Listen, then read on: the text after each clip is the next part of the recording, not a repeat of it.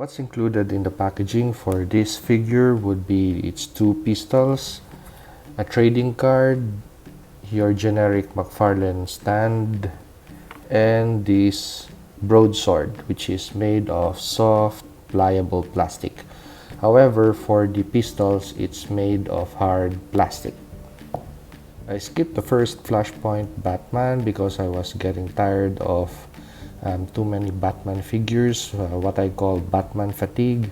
However, when I saw this figure just this afternoon, and it was the unmasked version, so just a breath of fresh air, we have a unmasked version of Thomas Wayne. Kudos to Mcfarlane Toys for the details of the pistols of this Flashpoint Batman. I could really say that this is an accurate representation in 1:12 scale of a Desert Eagle 50 caliber pistol. Now, my only wish is that this came in silver. The Flashpoint Batman is known to be the Batman that wields two pistols or wields weapons. So I really appreciate the fact that when you look at the pistol holding hands for this figure, it is really built around this piece.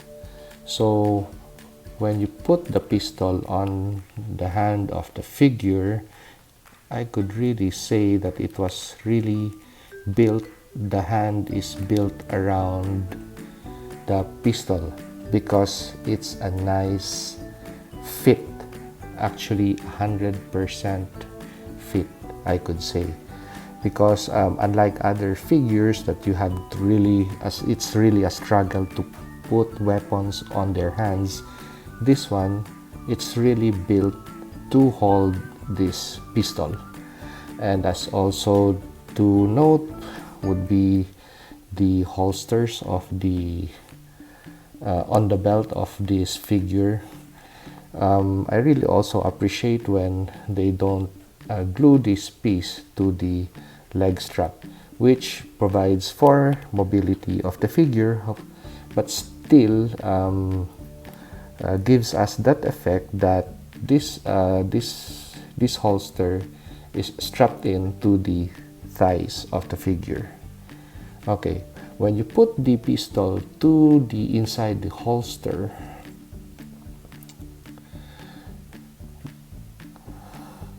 there's just enough clearance that the of course the trigger well is not exposed and the barrel is not exposed. So good job, Mcfarlane Toys. I bought this figure really because of this stunning, gorgeous looking head sculpt, because I would later on I would have a project of a suited Bruce Wayne. So I really have the intention of taking this head out and putting it on one of suited piece to make him a Bruce Wayne figure. So yeah, this good job Mcfarlane Toys really for this really great looking head sculpt. As for the details of the figure, you could really know that this is the Flashpoint Batman because of these pointed thingies on his cape and the symbol that bat symbol that is really different, a bat and a red disc. So as for the belt pieces, we have a red belt with two holsters attached to it to hold the two pistols. Now, of course, this is a masked version, so this would be, I'm just guessing, I think this would be the cowl of the Flashpoint Batman, as I think those are the two bat wings over here. So just guessing. As for the other details of the figure, anatomically speaking, I note that this figure has really long arms. Really long arms. Or it's just me? Because, well, I'm just thinking that it must be because of this ball joint over here. But I really appreciate Mcfarlane Toys for putting ball joints on their figure, because it gives so much possibility for the figure, especially in the hand area and the foot area. What I just don't like with this figure are, of course, the arms looks a little bit long. I don't know, it must be me. And I was looking at the thighs of this figure, and if you move the holsters sideways, they look to be too skinny. Now, if you're sporting two 50 cal pistols and you're jumping off rooftops, wow, in real life, these things are really heavy. So I'm just surprised that this figure would really have a very thin thigh.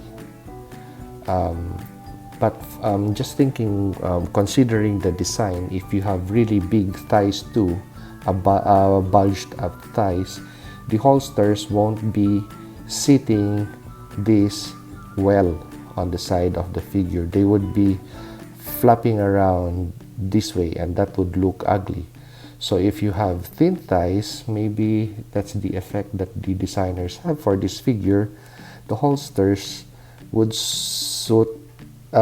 fit just at the right angle or flush to the thighs of the figure. Okay.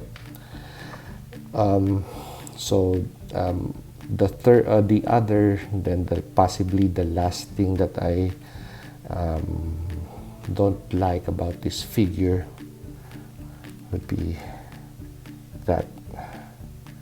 So we have other Batman figures that Mcfarlane Toys have released, and this has got to be the most exposed ball joint that I have seen.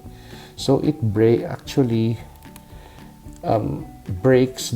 If you look at the side, it really breaks the outline of these really good looking boots. So you have armored shin guards, and then a break on the boot because of the ball joint. So yeah, however, for just to take note, it gives for a relatively good motion for the figure. You're not hindered by any pieces that covers the ball joint. Well, I don't know, so just minor nitpicks for this figure, but overall it's really a good looking figure, and it stands well, does not fall backwards or forwards. And for the 250 caliber pistols that it includes, wow, so it still makes for a good looking Flashpoint Unmasked version of Batman. However, for this Batman figure, and you give him his two weapons,